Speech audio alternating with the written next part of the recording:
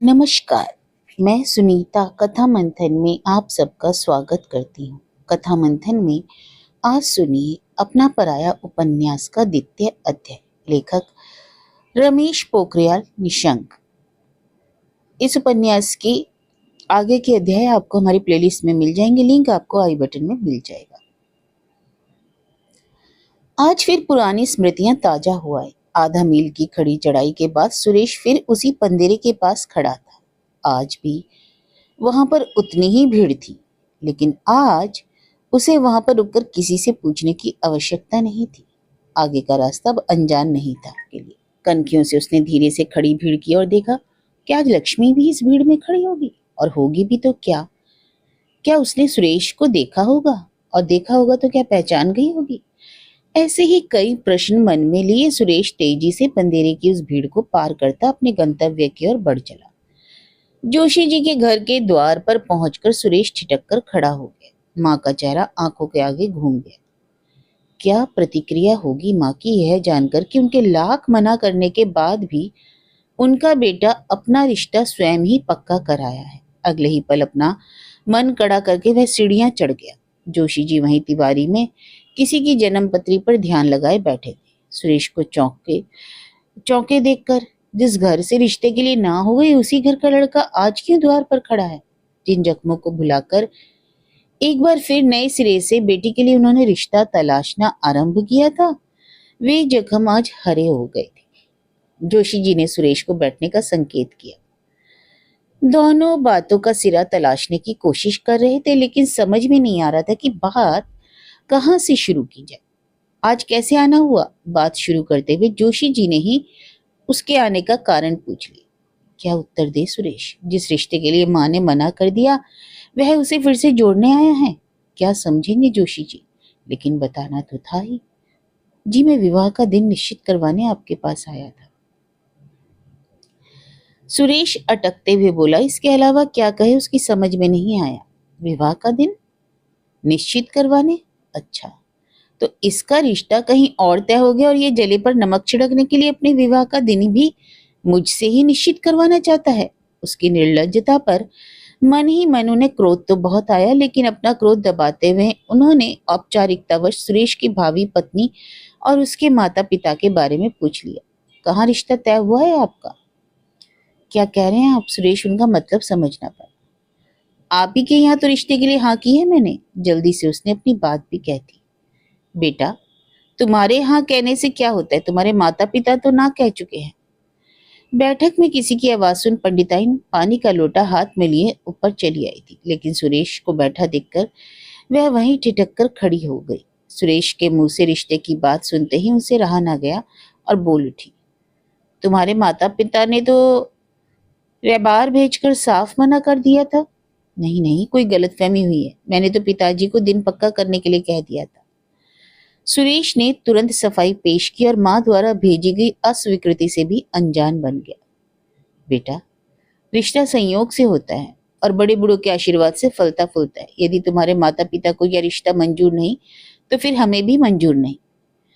पंडिताइन का दो टूक जवाब सुनकर सुरेश की रही सही हिम्मत भी जाती रही। ठीक ही तो कह रही थी। यह रिश्ता लक्ष्मी और सुरेश का तो केवल नहीं बल्कि दो परिवारों का है, और अगर परिवार आपस में ना जुड़ पाए तो ऐसा रिश्ता किस काम का? अपने माता पिता के प्रति भी दायित्व है उसका, और इस परिस्थिति में लक्ष्मी और उसके परिवार वाले भी क्यों राजी होंगे उससे विवाह करने को? लेकिन बात तो संभालनी थी, वरना माँ तो प्रधान जी की बेटी से उसका रिश्ता करके ही मानेंगी। उसने किसी तरह अपने को संभाला। ऐसा नहीं है पिताजी आने वाले थे, लेकिन उन्हें छुट्टी नहीं मिल पाई। सुरेश सफेद झूठ बोल गया, क्योंकि परिस्थिति के अनुसार उसे यही ठीक लगा। पिता के शीघ्र ही पंडित जी से मिलने की बात कहकर सुरेश लौट आया। कह तो आया है कि पिता को भेजेगा, लेकिन संभव भी हो पाएगा क्या? अभी तो यह खबर सुनकर माँ ही घर को सिर पर उठा लेगी, लेकिन इस बार वह झुकेगा नहीं। आखिर उसकी जिंदगी का सवाल है। सुरेश रास्ते भर सोचता रहा। सुरेश के जाते ही पंडित जी और पंडिताइन सोच में पड़ गए। जिस घर से एक बार रिश्ते के लिए मना हो गया हो, उसी घर से फिर से रिश्ता जोड़ना ठीक होगा क्या? उनकी बेटी क्या ऐसे सुखी रह पाएगी? लड़के के माता पिता ने माना दबाव में आकर शादी के लिए हाँ भी कर दी तो वो क्या मन से लक्ष्मी को अपना पाएंगे? ऐसे ही कई प्रश्न उनके मन में घूम रहे थे, लेकिन कोई जवाब नहीं था। सोच विचार कर दोनों ने यही निर्णय लिया कि यदि सुरेश के माता पिता के आने से पहले लक्ष्मी के लिए कहीं और से रिश्ता आ गया तो वे इनकार नहीं करेंगे। यद्यपि सुरेश उन्हें पसंद था और बेटी की आंखों में भी इस रिश्ते के लिए मौन स्वीकृति उनकी पारखी निगाहों से छिपी नहीं थी, लेकिन होनी उनके वश में नहीं थी। अच्छा हुआ लक्ष्मी घर पर नहीं थी। सुबह से ही आज वह जंगल में लकड़ी लेने गई थी। पता नहीं इस बात का उसके मन पर क्या असर पड़ेगा, लेकिन ये बातें छिपती हैं भला। दिन में लकड़ी का बड़ा सा गट्ठर सिर पर लादे जैसे ही लक्ष्मी घर लौटी, छोटी बहन ने सुरेश के आने की खबर बताने में एक पल भी देर न लगाई। सुरेश पंदेरे पर महिलाओं की भीड़ के सामने पसीना पहुंचता सकपकाया सा चेहरा लक्ष्मी की आंखों के आगे घूम गया। सुरेश के माता पिता को वह स्वीकार्य नहीं, यह जानने के बाद सुरेश का ख्याल अपने मन से निकाल दिया था। आज फिर क्यों आया वो यहाँ पर? शादी करना चाहता है तुझसे? उसकी शंका का निवारण विनीता ने तुरंत ही कर दिया। शादी करना चाहता है? क्या समझा है उसने मुझे? एक बार माँ बाप मना करते हैं तो दूसरी बार बेटा हाँ करने चला आता है। गुड्डे गुड़िया का खेल है क्या? अपमान और शोभ से लक्ष्मी का चेहरा तमतमा गया। माता पिता से इसकी चर्चा नहीं कर सकी, इतनी हिम्मत नहीं थी उसकी इस बात को निर्लज्जता ही समझा जाता। इसलिए उसने घर परिवार की मान मर्यादा के हित में अपने आप को भाग्य के सहारे छोड़ देना ही उचित समझा। 2 दिन के लिए तो घर आया, उस पर सुबह से ना जाने कहाँ गायब है। अरे घर का बड़ा लड़का है, अपनी जिम्मेदारी नहीं समझेगा तो कैसे चलेगा? सुरेश की माँ कमला बड़बड़ाए जा रही थी। सांझ ढलने को आई थी और सुरेश का कहीं पता ना था। उसके पिता चैतराम जी छज्जे पर बैठे अस्त होते हुए सूर्य का सौंदर्य निहार रहे थे। चहचहाती हुई चिड़ियों के झुंड अपने अपने ठिकाने की ओर लौट रहे थे और चीड़ व देवदार के ऊंचे ऊंचे पेड़ों से छनती हुई सूर्य की सुनहरी किरणें सांझ की आभा को बढ़ा रही थी। कहाँ गया होगा सुरेश? अब उन्हें भी चिंता होने लगी थी, लेकिन पत्नी की बड़बड़ाहट को सुनकर भी अनसुना कर दिया उन्होंने। उनकी चुप्पी ने कमला के गुस्से को बढ़ाने में आग में घी का काम किया। अब सुरेश को छोड़ उसका निशाना चैतराम जी थे। बच्चे मनमानी करने लगे हैं और एक आप हैं जो कुछ कहते ही नहीं। मैं ही कब तक कहती रहूं और सबकी बुराई मोल लेती रहूं? अरे आ जाएगा, क्यों चिंता कर रही हो? बच्चा तो नहीं है अब। अपनी चिंता को मन में रखकर ही उन्होंने पत्नी को सहारा दिया। कमला का बड़बड़ाना फिर भी कम ना हुआ।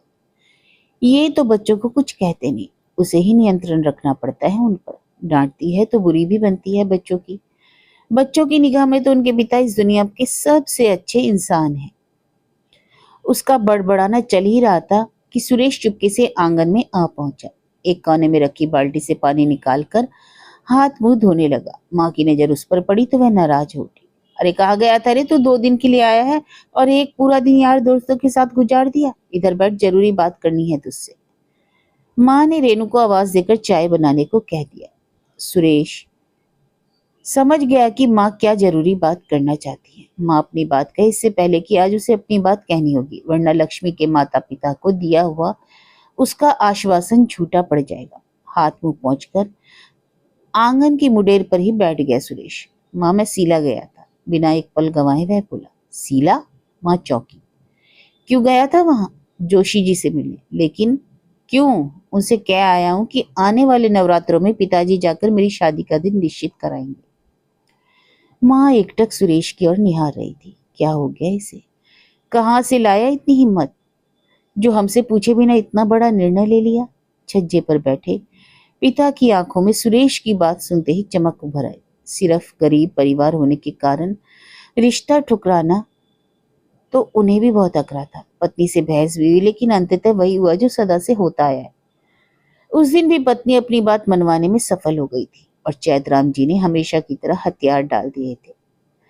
पत्नी का अगला पैतरा क्या होगा यही अनुमान लगा रहे थे चैतराम जी। साथ ही मनी मन ईश्वर से प्रार्थना कर रहे थे कि बेटा माँ से अपनी बात मनवाने में सफल हो जाए।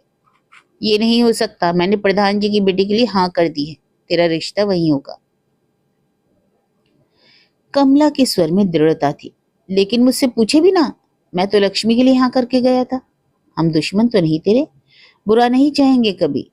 थोड़ी देर तक दोनों में बहस चलती रही। कमला ने माता पिता की इज्जत और उनके वचन की दुहाई दी तो सुरेश ने अपने जीवन की। दोनों अपनी अपनी बात पर अडिग थे। लेकिन अंततः कमला अपना अंतिम निर्णय सुनाकर उठ खड़ी हुई। तेरी शादी वहीं होगी जहां मैंने कह दिया। माता पिता होने के नाते हमारा भी कुछ हक है तुझ पर। यह कैसा हक जता रही है माँ? हो सकता है सुशीला बहुत अच्छी लड़की हो, इस बात से कब इनकार था उसे, लेकिन लक्ष्मी को सिर्फ उसकी गरीबी के कारण अस्वीकार करना यह तो अन्याय है। ठीक है माँ, तुम जैसा चाहो वैसा करो। मैं कल सुबह वापस जा रहा हूँ, इसके बाद कब आऊंगा पता नहीं। सुरेश के स्वर में गहरी निराशा थी। कितने विश्वास से कह आया था वह जोशी जी को कि उसके पिता आकर विवाह की शुभ तिथि निश्चित कर जाएंगे। उसे अपने ऊपर क्रोध आने लगा। माँ का स्वभाव जानते हुए क्यों जोशी जी की आशाओं को पुनर्जीवित कर गया वह। अब तक तो वे बेचारे उस प्रकरण को भूल भी चुके थे। कहीं का नहीं छोड़ा माँ की जिद ने उसे।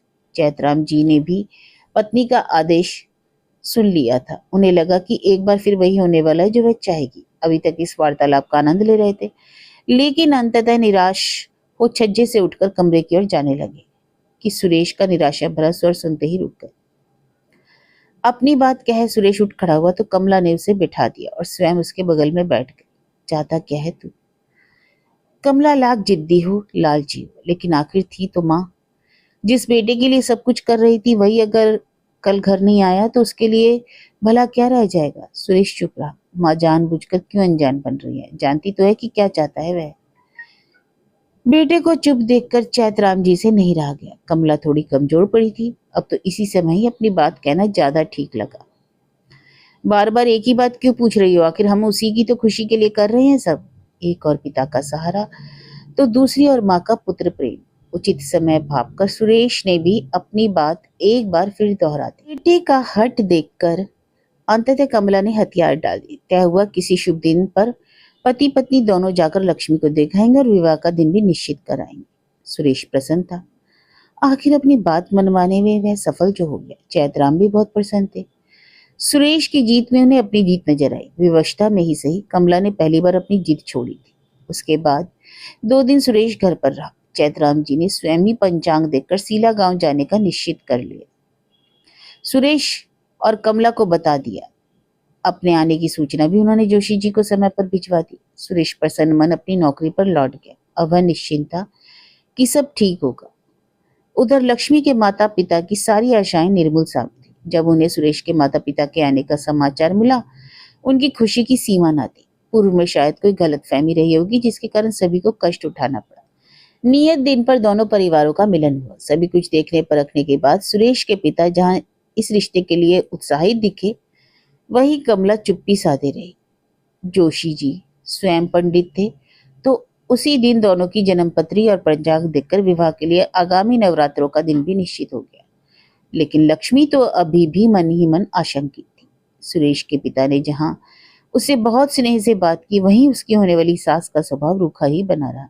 फिर भी उसे अपनी क्षमता और अपने संस्कारों पर इतना विश्वास था कि हर परिस्थिति का सामना करके वह सबको स्नेह से अपना बना ही लेगी।